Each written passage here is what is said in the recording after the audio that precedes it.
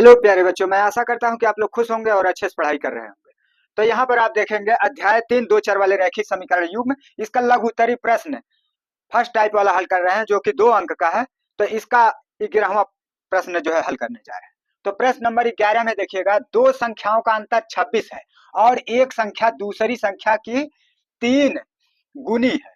तो इसका मतलब हम पहले जो है दोनों संख्याओं को यहाँ अनुमानित करते हैं। तो एक संख्या x दूसरी को y मानेंगे। तो यहाँ लिखते हैं हल में, माना पहली संख्या बराबर x तथा दूसरी संख्या बराबर y। अब यहाँ पहले कह रहा है कि दो संख्याओं का अंतर 26 है। इसका मतलब अंतर 26 है, इसका मतलब x माइनस वाई बराबर 26, x माइनस वाई बराबर 26 अंतर।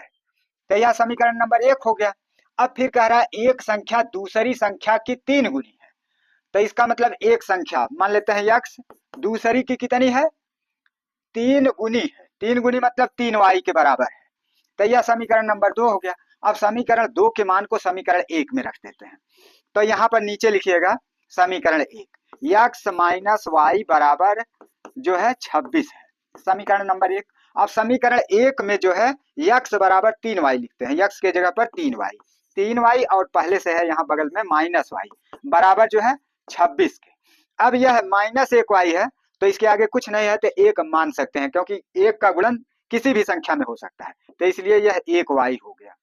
अब 3y में से 1y घटा दीजिए तो यहाँ 2y बचेगा। तो अब हम लिखेंगे 2y बराबर 26 के। तो यहाँ बराबर हो गया 26 के। अब y बराबर, तो इधर 2 का गुणन हो रहा है, उधर जाएगा 2 का भाग हो जाएगा। तो इधर 26 है, 26 बटा 2 हो जाएगा। इधर 2 का गुणन हो रहा है, इधर भाग हो जाएगा। तो यहाँ y बराबर हो जाएगा 2 का भाग दीजिए 26 में, तो 2 एक 2, 2 3 6, 13 हो गया। तो y का मान जो है 13 आ गया।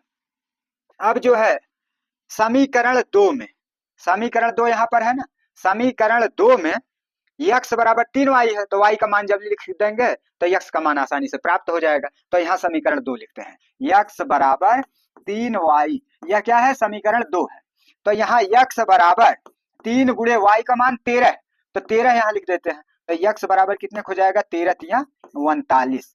तो इस तरह से जो है आप देख रहे हैं कि दोनों संख्याएं प्राप्त हो गई। x बराबर 39 पहली संख्या प्राप्त हो गई और y बराबर 13 दूसरी संख्या प्राप्त हो गई। तो इसका मतलब हमारी पहली और दूसरी दोनों संख्याएं जो है यहाँ पर प्राप्त हो गई। तो अगर हम लिखना चाहते हैं तो नीचे लिख भी सकते हैं कि अतः पहली संख्या x बराबर 39 तथा दूसरी संख्या y बराबर 13। तो y का मान 13 है, x का मान 39। तो दोनों संख्याएं प्राप्त हो गई 39 और 13।